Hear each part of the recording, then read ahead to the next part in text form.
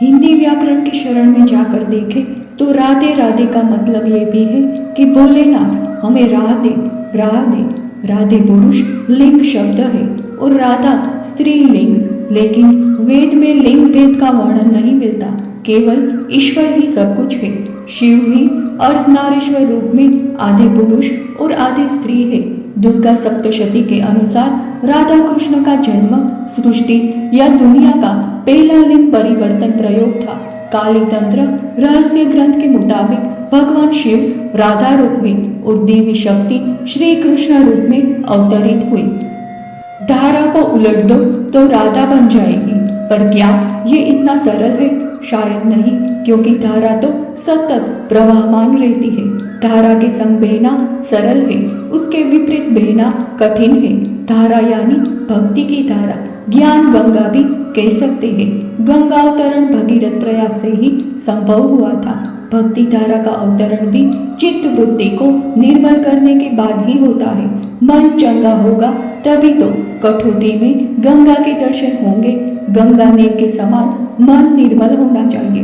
भक्ति की धारा यानी मानस गंगा का प्रवाह कल कल छल छल गति से सभी बाधाओं को पार कर परम आत्मा से मिल जाता है। आत्मा का परमात्मा से मिलन हो जाता है। भोलेनाथ को जलधारा अति प्रिय है।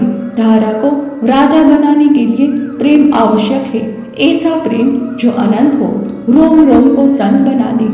ऐसा प्रेम जो दिव्य हो, अलौकिक हो।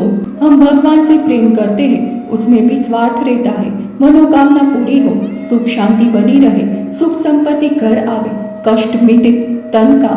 हम प्रार्थना करते हैं मेरा दोष क्षण में दूर हो। ये कैसा प्रेम है? इस प्रेम में याचना ही याचना है। भगवान जिससे प्रेम करते हैं उसका साथ कभी नहीं छोड़ते। भक्त जैसा न जाए वैसा नाचते हैं, कोई भेदभाव नहीं करते। प्रेम अलौकिक होना चाहिए। धारा को राधा बनाने के लिए प्रेम के साथ समर्पण भी आवश्यक है। ऐसा समर्पण जो तन मन का हो। हम कहते हैं कि तन मन धन सब कुछ तेरा, पर मानते अपना है। कौन अपना धन किसी को देना चाहेगा? दान देते हैं पर चाहते हैं कि उसका प्रचार हो। गुप्त दान देने में क्या मजा? जंगल में मोर नाचा किसने देखा? पर भगवान जो देते हैं छप्पर फाड़ के देते हैं, इतना कि आंचल में ही न समाये, झोली छोटी पड़ जाती है।